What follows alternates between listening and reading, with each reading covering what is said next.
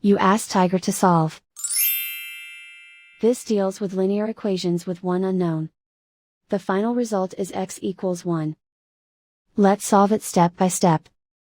Group all constants on the right side of the equation. Subtract 5 from both sides.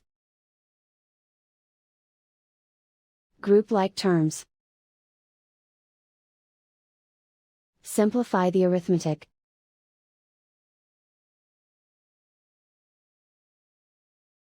Isolate the x.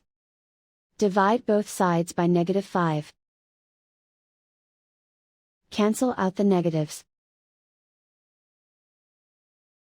Simplify the fraction. Cancel out the negatives.